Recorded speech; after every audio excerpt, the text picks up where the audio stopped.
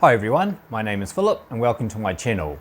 I've recently got myself a new PDU, so let's go unbox it and then take a look at it. I just got my APC 8953 PDU. This is a 32 amp single phase 240 volt unit. It's got a couple of seals on the box so you can tell if it's been tampered with in transit, and it's taped in lots of places, so I'm just going to go and get a knife, cut it all off and then come back. Right, let me pull it out of its cardboard.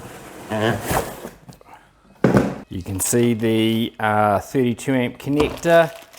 Got an old-fashioned serial cable there, quite a chunky cable. Normal style health and safety stuff. I can't actually see the English version yet, but it'll be there somewhere. Some installation instructions. Alright, let's pull the rest of this thing out of its box. Need to cut through the tape to get the polystyrene out at each end. It's certainly well packed.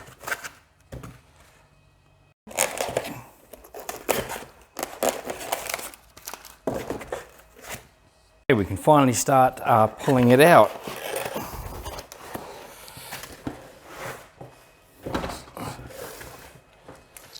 There's some ears in the box as well that was underneath. Seems to be some white tape covering up the Ethernet port. Bit of clear plastic cover over the LCD screen. And I think that's all of the bits unpacked. Let's have a quick look. No plastic bits there. Okay, the PDU is comprised of two banks. So you can see it says bank 2 here. Each bank is protected by a 16 amp breaker. The first bank has 11 10 amp connectors. It extends all the way past the management to up here, and it has one 16 amp outlet. The second bank has 10 amp outlets, and it has two 16 amp outlets. Now let's take a look at the APC software. Certainly APC, the PDU, has an enterprise feature set, but I have concerns about whether APC's PDU software is enterprise quality. So my unit I bought around October 2022, and it shipped with a major version of software behind, and it had serious security defects in that image that were now 2 years old. I really don't think that's acceptable. The next issue I ran into was a serious defect in the software that prevented the whole web interface from working, and when you use the user guide, that's how it tells you to initially configure the unit. The bug is because it uses a private SSL certificate, and that certificate only lasts a year, and once it's expired, it prevents the whole web interface from working. I had to SSH into the PDU, and initially I just enabled the HTTP server, which is disabled by default, and then that let me get in and reissue a certificate. I then tried to obtain the latest firmware from APC's product support page, but none of the firmware images for the 8953 were available for download under their firmware section. I contacted APC support to try and get the newer fixed firmware. They said they attached the image and sent it to me, but there was no attachment. I was having them email it to a Gmail account. I'm guessing Gmail is probably one of the top 3 biggest email providers in the world. They said for whatever reason they believed Gmail was blocking the image and they had no workaround. I asked them if they could send me a link to download the software. They just sent me a link to this product support page, which you can see does not contain the software. So I found I couldn't really get any help from APC support. I eventually did find the firmware to download using Google on the APC website, but it was in a completely different section and not listed under the 8953. So overall, a very unsatisfactory experience with APC software and support. Let's move on and look at the PDU once you get it functional. This is the home page. You can see the total load on the device and the load on each bank. So you can see one of my 2 banks is currently showing a warning, an overload warning. Current load is 14.5 amps out of the maximum 16 available. Let's go through the status menu and have a look at the options there. So under Rack PDU, there's alarms. I'm just going to go through these quickly because there's so many screens. This is what's under group. Device status. get lots of information here. A particularly important one for me is it tells me the energy consumed by the unit, because I need to claim for that. You can see your power factor and the peak power you've pulled, and what the current apparent power is. This is a single phase unit, so single phase PDU, so you can see information about that. There's 2 banks, so you can see information about each bank. So this one shows, it doesn't have individual outlet metering. You can name your outlets, and this is a switched one, so I can turn the individual outlets on and off, and you can see the current state of all the outlets. So you can create schedules to turn outlets off and on, and you can also create groups. So you can say on daily basis, you can name it, you can say whether to turn it on immediately or after a certain period of time. You can select the outlets to apply it to, and obviously the time for it to happen. Let's just have a look at the weekly one as well. All right, cancel button's not working. Let's pretend to create a weekly action. So you can name it, say turn it on, and you can say, so you might say I want to turn off every, once a week on Tuesday at 1 AM, outlet 1 and outlet 2. Let's look at the next option, outlet alarm actions. I haven't used this one. So it's showing you the status of all the outlets. I'm not quite sure what this menu does. Right, let's move on. Outlet group, so you can group outlets together and then apply actions to groups. I don't have any environment sensors plugged in, but you can plug in things like temperature and humidity sensors. All right, the next thing under status is network. So you can see the IP address, MAC address, all those kinds of bits of information. This one's configured via DHCP. You can statically configure it. You can see it also supports IPv6. It has a 10100 network port. The newer model is 10100 gigabit. Okay, let's have a look at the control menu, control PDU outlet. So this lets you click on an outlet and change its state to on, off, or any of these options. Security, session management. So this shows everything currently logged into it. Let's look under network, reset, reboot. So you can reboot the management interface, I guess wipe all the data, or just reset individual bits. Okay, let's have a look at the configuration menu, PDU group. I think this shows you all the groups you've got configured. I haven't got any groups configured, so it's not too interesting. Device configuration, so you can give it a name. This will be for SNMP support. This is where you can set your thresholds for overload, things like that. You can set a delay for when you're powering it on. Actually, I might just increase this one so there's a bit more time. Oh, also, if you're taking power readings, like kilowatt readings, you can, like I take mine at the end of each month, so I know how much power has been consumed on a monthly basis. You can take the reading and just reset the numbers here. Let's see, the next thing is phase. So it's just got thresholds here again you can configure for the alarms. Same thing again, but by bank, so you can set the thresholds for when you want to generate alerts.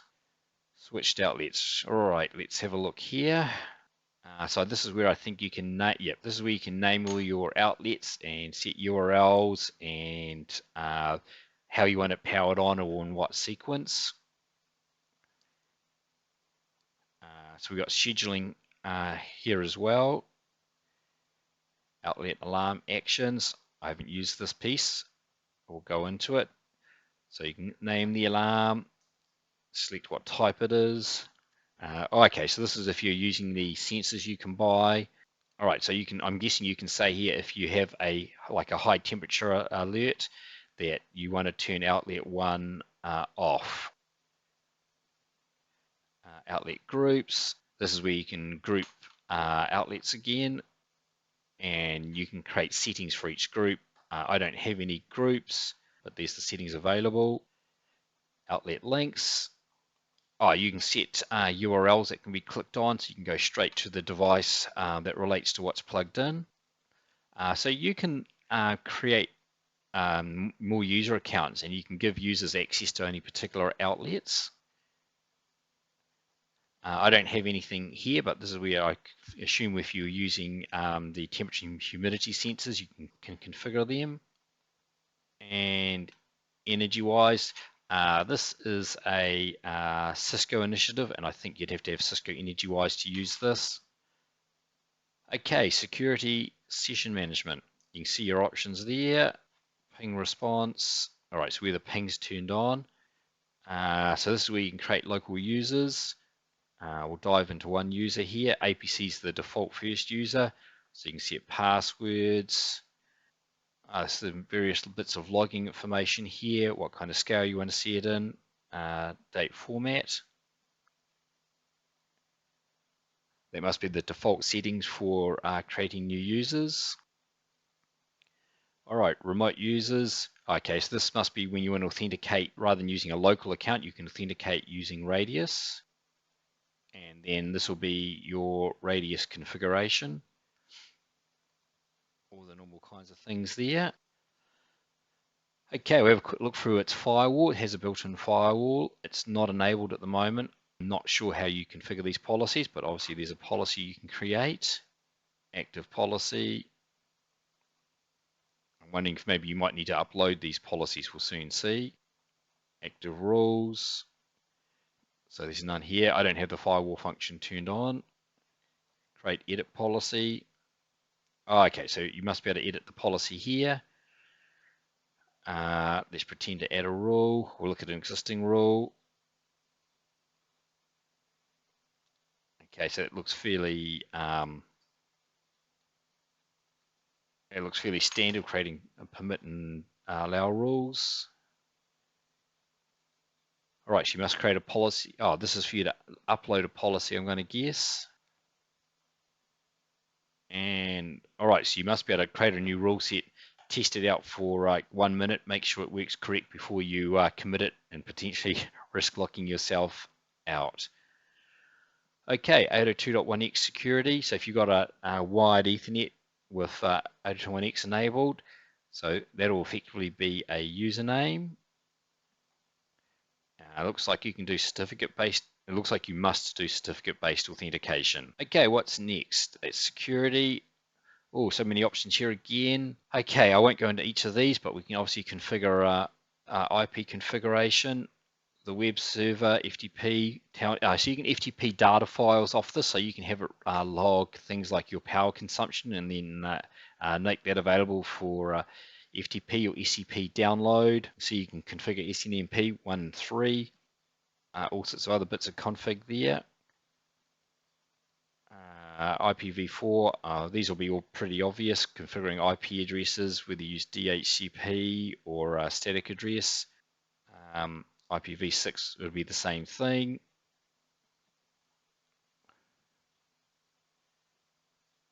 Port speed, this will be all the normal stuff. So whether it's whether you hit lock it or it's 100 full or auto. All right, you can configure some DNS servers and a host name. Test the settings. That looks pretty straightforward. All right, web access. So this is where you can enable the HTTP and HTTPS server, specify. So this, I bumped this up to TLS 1.2. So you can specify the minimum TLS to be used. I think this option here is used when you have, when you want to limit the access that some users have. I don't have that one enabled. So this is where you can upload your own certificate. I had to use this option to regenerate the certificate because of the firmware I had with the bug in it. Console access. So there is a serial. Oh, and okay, this is for Telnet or SSH. Came with SSH enabled. And you can upload a key to basically auto authenticate using SSH if you don't want to use the username password. All right, SNMP version 1 settings. I haven't got it enabled, but I'm guessing you'll just specify a community. Access control. Oh, okay, here's where you put the community. So you can put a name for polling or traps, I guess. And what kind of permissions it has. Let's have a look at, yep, we've done those two. Let's have a look at SNMP version 3. So you can enable that. User profiles. So because SNMP, rather than using a community name, uses a username, password. You can set a couple of authentication protocols and privacy protocols, and then access control. So I'm guessing if you enable that, and then you must be able to create profiles of what OIDs can be accessed by which NMS. And then finally the FTP server, which you can enable or disable. All right, next up, notifications. Notifications by event. Let's just look at one of these. Bank load.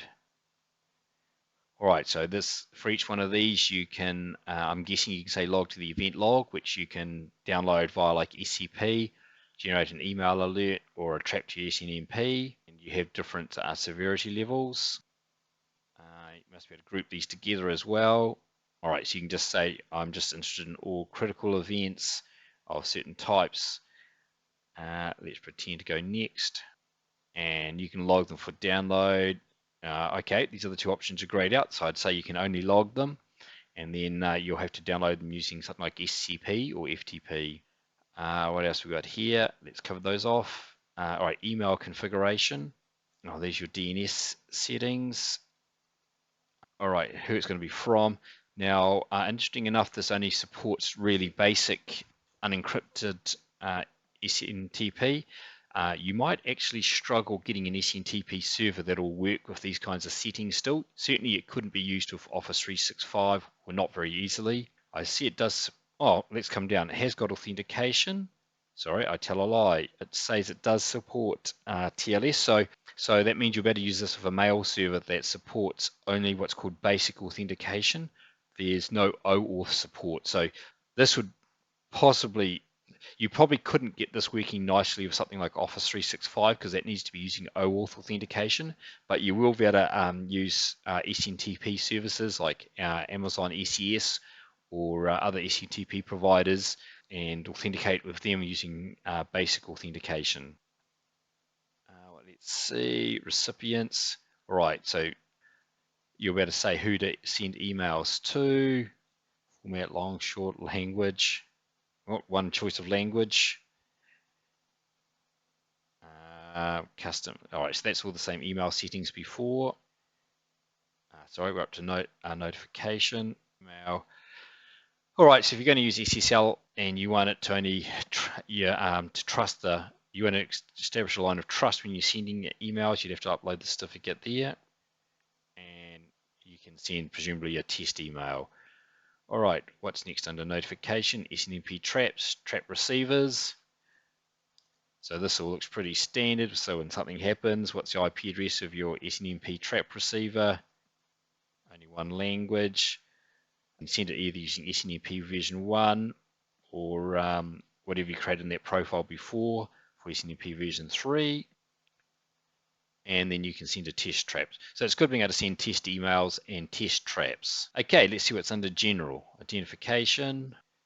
Hostname synchronization. I have no idea what that'll do, but there's some kind of concept of synchronization there. Date, time. Okay, so you can either manually set the date, time, or you can use NTP.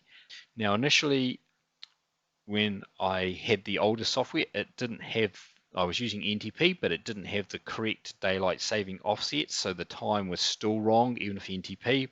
But the newer firmware has fixed that, so the time zone is now correctly being calculated. Daylight savings. Sorry, let me correct myself. So the latest firmware has the wrong daylight savings settings for my country, so I had to define custom settings to make the time display correctly.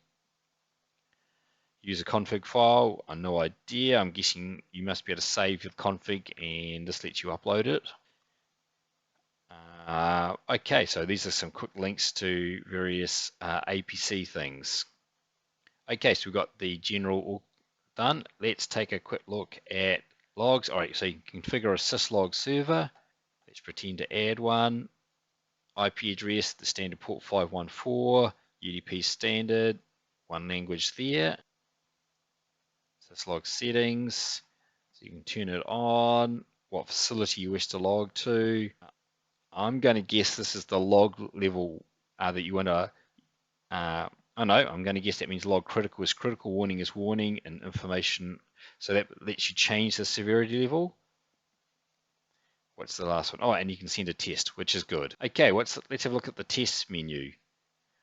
All right, so you can make it blink the LCD screen, the main screen, and looks like you can blink the LEDs. Each socket has an LED, and that lets you blink that. Let's take a look at logs, events, log. Okay, so this will be a sample of what you can get via when you actually download the file, or you get it via syslog or SNMP.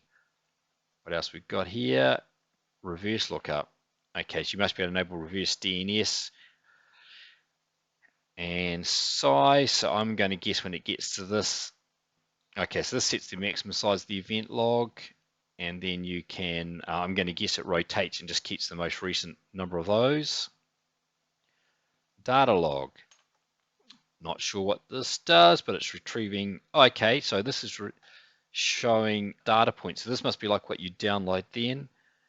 So it looks like every 10 minutes it creates a data point showing the power, max kilowatt hour energy consumption. If you've got probes, what they are, phase currents, and bank currents. All right, so that could be quite useful in some cases. Graphing. Oh, okay, this is quite nice. So you can create graphs over various time periods. That's quite nice. Let's see, interval. All right, so this must be how often it takes a sample. So it defaults to taking a data point every 10 minutes. And obviously you can change that to a shorter period of time. All right, if you want it to rotate that data log, and I'm going to guess every time it rotates it, it FTPs the current data log to a server you specify. That's quite that's a good enterprise feature, that one.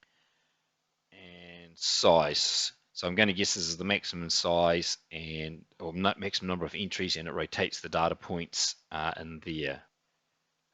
And logs firewall. Okay, if you had the firewall on, I'm going to guess this will show you everything that got blocked or allowed. One last menu to look at, about rack PDU. All right, so we can see our model number, serial number, phases, software version. Okay, that's all good. About network, telling us about our network card. Some more software versions again, bootloader versions, and support. Be nice if we had a support link for this device, so you could just click on it and go straight there. Something to generate support logs for the team. Okay, I think we've covered off all the menus now. Well, that ended up taking a bit longer than I expected.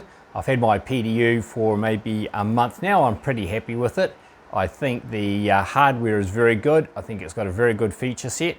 I don't think the software quality is as good as it could be, and I don't think the support's probably as good as it should be for an enterprise class product. So I hope you found that useful. I'm going to leave some other videos around my head you might find interesting, and thanks for watching.